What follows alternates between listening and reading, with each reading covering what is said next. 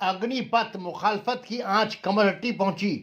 आज कमरहट्टी के नौजवानों ने हजारों की तादाद में सिकंदर नाज की पुकार पर अग्निपथ के खिलाफ कमरहट्टी मोड़ पर जबरदस्त पुरअमन एहतजाजी मुजाहरा किया।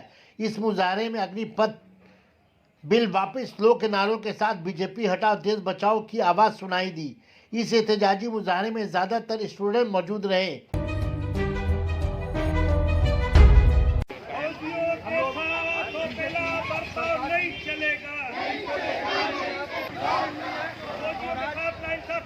नरेंद्र मोदी जवाब दो, अरे जवाब दो।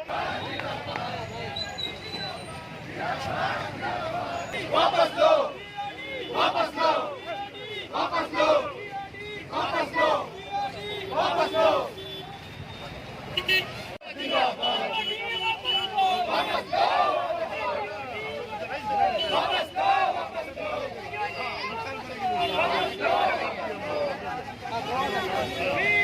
Sana Medical Hall.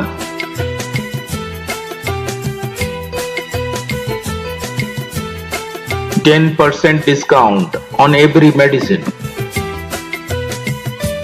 Oxygen cylinder also available. वहाँ पर जो आग लगाई जा रही है या तोड़ फोड़ किया जा रहा है, ये अच्छा है ये मैं नहीं कह सकता, और खराब है ये भी मैं नहीं कह सकता, क्योंकि ये सिस्टम और इलाके पर डिपेंड करता है और वहाँ के माहौल पर डिपेंड करता है कि किस तरह के लोग वहाँ पर रहते हैं।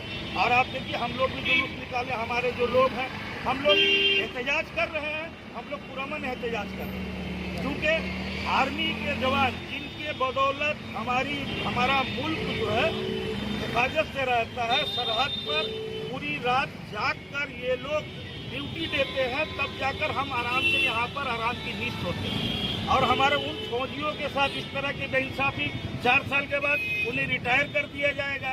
लगभग 3 लाख के करीब स्टूडेंट्स जो है वो पास किए हुए हैं आर्मी में, नेवी में, एयरफोर्स में। उनके लिए कहा गया है कि ये लोग फिर से एक इम्तहान देंगे। आप बताइए कि एक इम्तहान पास करके 3 साल की इंतजार जो शख्स कर रहा है उसे फिर से इम्तहान देना पड़ेगा। ये कहाँ की इंसाफी? ये नरेंद्र मोदी, मैं पहले भी कहा हूँ, कहता आया हूँ, ये पागल शख्स है, इसको ये समझ में ही नहीं आता कि मैं क्या कह रहा हूँ। ये तुगलकी फरमान जारी कर देता है, बस इसका यही काम है।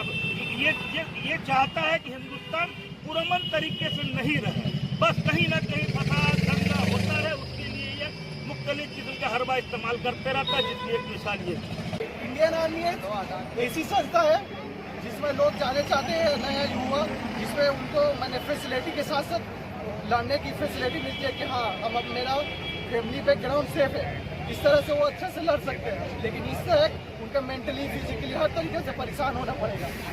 ये नौजवान जो सड़क पर उतर के एजुकेशन कर रहे हैं, आपके नजर में ये जायज है या नाजायज है? ये जायज है, लेकिन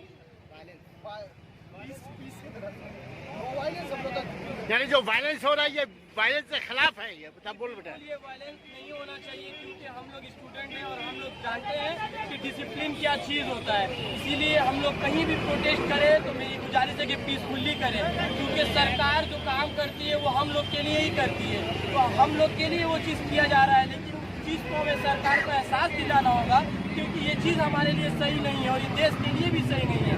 बोला जा रहा है कि पेंशन स्कीम खत्म करने के लिए ये चीज़ लाया जा रहा है, लेकिन आप बताइए कि हर 4 साल में कितना सारा जो पैसा है 11,71,000 रुपये करके अगर पर पर्सन को दिया जाएगा, क्या इससे हमारे देश के GDP पे असर नहीं पड़ेगा? इससे क्या हमारे देश जो है और डिफिसिट में नहीं जाएगा? अगर आप लोगों की मांग अगर सरकार नहीं मांगती है तो क्या सोच रहे हैं आप लोग? नहीं छोड़ेंगे।